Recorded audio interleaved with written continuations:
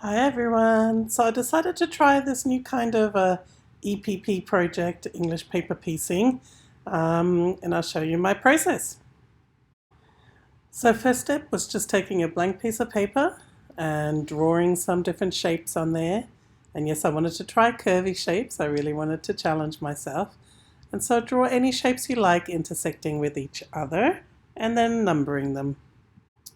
So important to number all the pieces so that you know where each one will go after you've cut the pieces.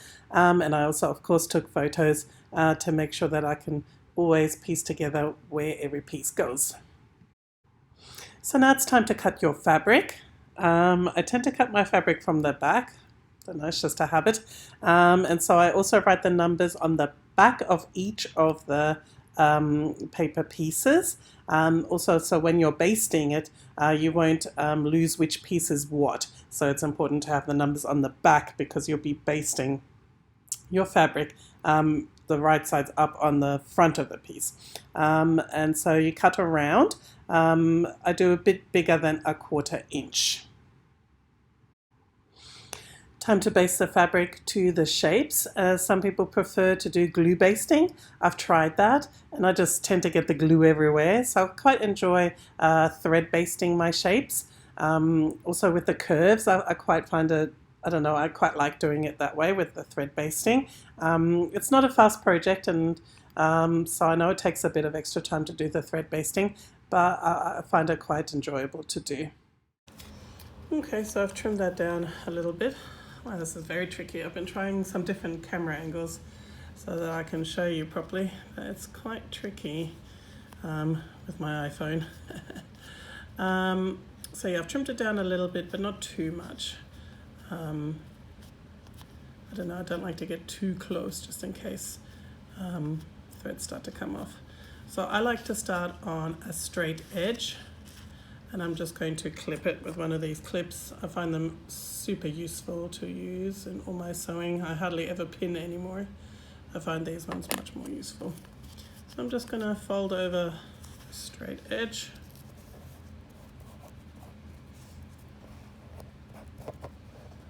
Try not to stretch the fabric. I'll put the clip there to hold it. Oop, that's hard to see when you're looking through a camera. It's kind of funny. I've got my needle threaded with quite a dark thread so that you can see. But I mean, I guess it doesn't really matter when you're basting with thread, especially if we're going through the card. This is just normal. It's not too thick a card. Thick enough to not bend too much when you're sewing. I always like to hide the knot underneath, even though I'm taking the thread out eventually. I don't know. I guess that's just a habit. And then I'm just going to do, of course, you know, you can definitely glue baste. And I've tried to glue baste, but I don't know. I somehow get the glue everywhere and I don't know. I always find it gets too tight on the edges or something. I don't know. I've tried it, but I just like the thread basting better. It's slow, but I mean, any kind of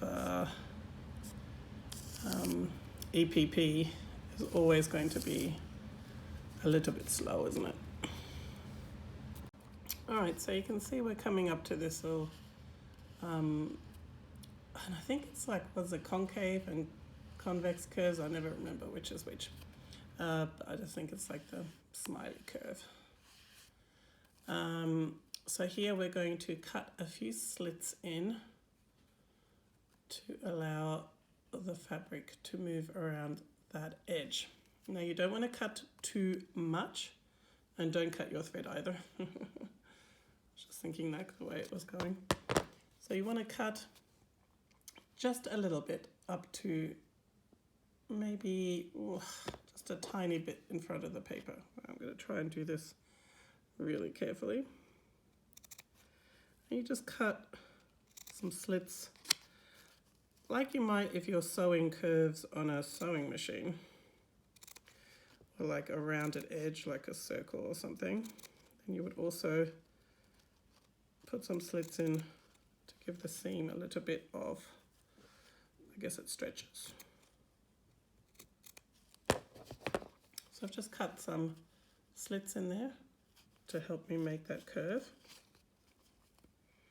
And I'm going to take my clip out, get my...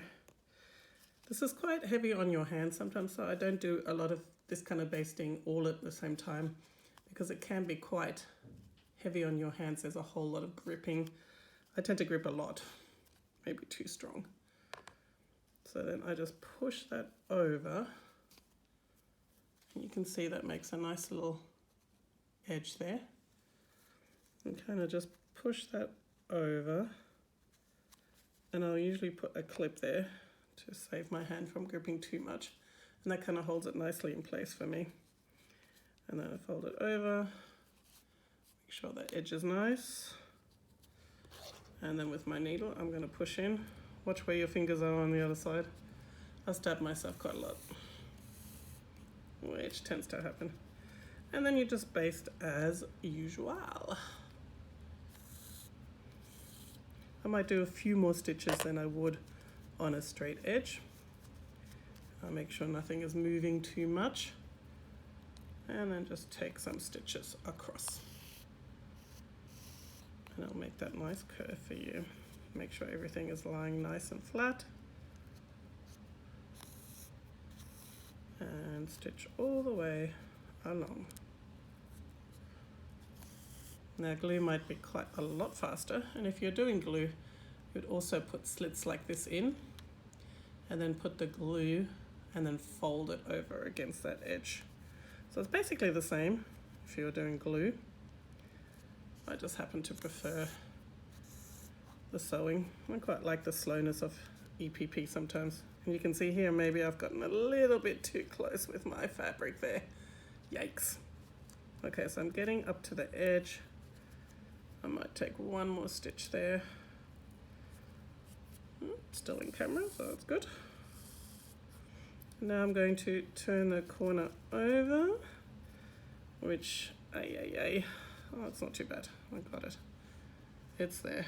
All right, just about. How did that happen? I thought I had enough fabric there. All right, so I might do a couple of anchoring stitches there just to make sure nothing shifts. Okay, now we've got the other kind of curve. So I've got some really interesting shapes going on here.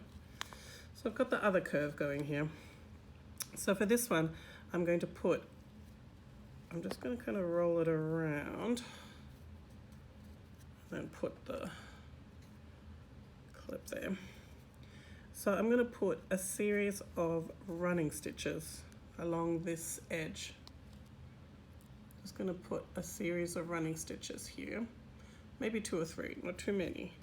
So I'm just going to do that. It doesn't have to be anywhere near the paper, just a couple of running stitches.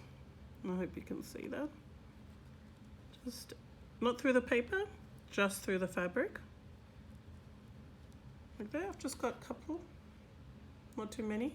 Not through the paper, just through the fabric. Then you're going to pull your needle through, nice and gently. Hopefully you don't get a knot. Good.